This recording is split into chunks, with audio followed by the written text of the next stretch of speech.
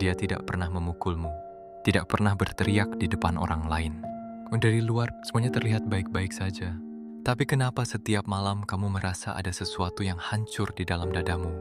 Kenapa kamu merasa lelah, tapi tidak bisa menjelaskan lelah karena apa? Kenapa kamu terus meminta maaf, padahal kamu tidak tahu apa yang kamu lakukan salah? Jawabannya bukan karena kamu lemah. Jawabannya bukan karena kamu terlalu sensitif. Jawabannya ada di video ini. Selamat datang di Shadow Mind Project, tempat di mana sisi gelap tersembunyi manusia diungkap.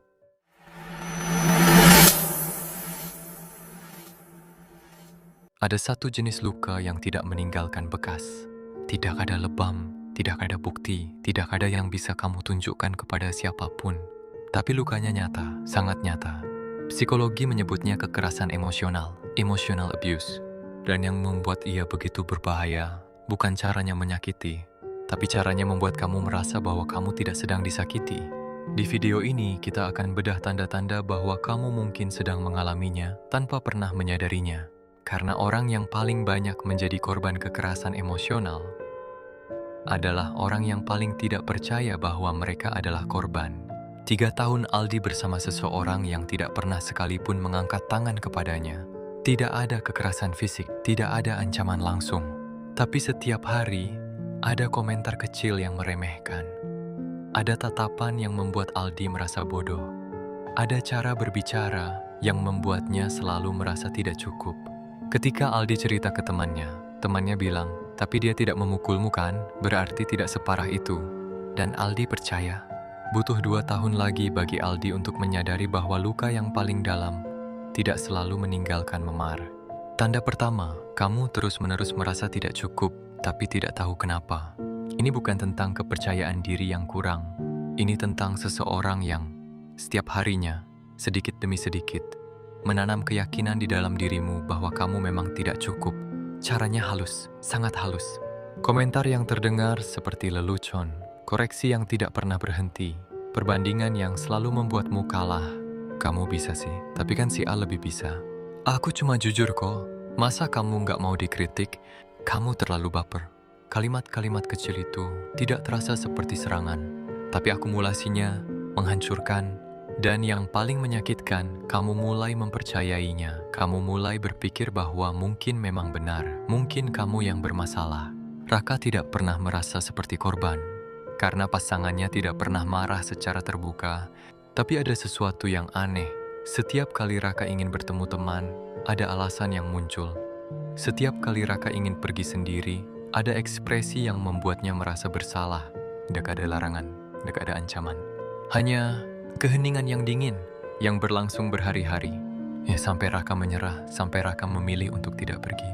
Dan menyebutnya sebagai pilihan sendiri. Tanda kedua, hidupmu perlahan menyempit tanpa kamu sadari. Orang yang melakukan kekerasan emosional tidak melarangmu secara langsung. Mereka melakukannya dengan cara yang jauh lebih halus. Ekspresi kecewa yang dipertahankan berhari-hari.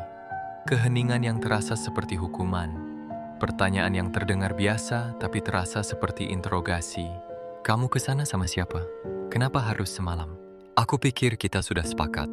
Lama-kelamaan, kamu mulai menyesuaikan hidupmu dengan mood mereka. Bukan karena dipaksa, tapi karena kamu tidak tahan dengan konsekuensi emosionalnya, dan kamu menyebutnya sebagai kompromi. Padahal itu bukan kompromi, itu penyerahan. Setiap kali Bima mencoba mengungkapkan bahwa sesuatu menyakitinya, percakapannya selalu berakhir dengan Bima yang meminta maaf. Bukan karena Bima yang salah, tapi karena setiap kali ia berbicara, yang keluar justru adalah betapa sulitnya hidup mereka. Betapa besar pengorbanan yang sudah mereka lakukan.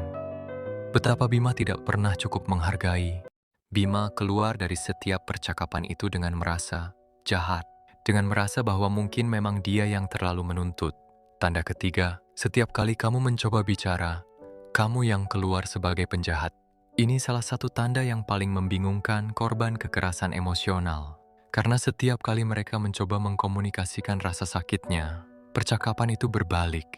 Tiba-tiba mereka yang harus membela diri. Tiba-tiba mereka yang meminta maaf. Tiba-tiba mereka yang merasa bersalah karena sudah berani mengungkapkan perasaan. Dan lama-kelamaan mereka berhenti mencoba.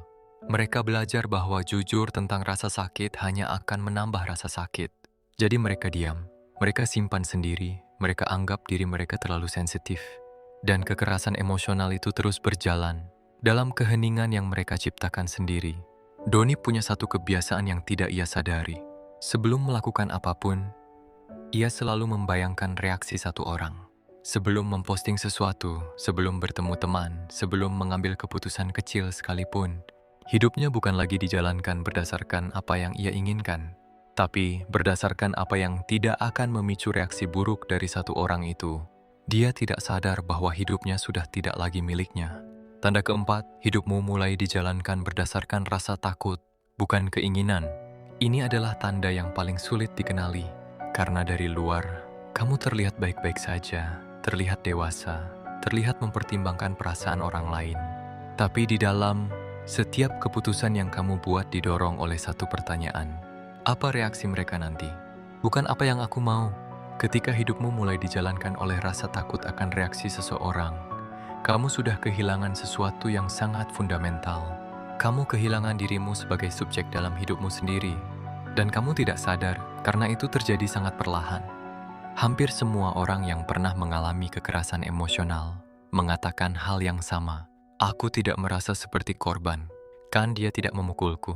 Mungkin aku yang terlalu sensitif. Aku tidak mau mendramatisir. Dan inilah yang membuat kekerasan emosional begitu efektif. Ia tidak meninggalkan bukti. Ia tidak terlihat di luar. Ia bahkan membuat korbannya meragukan pengalaman mereka sendiri.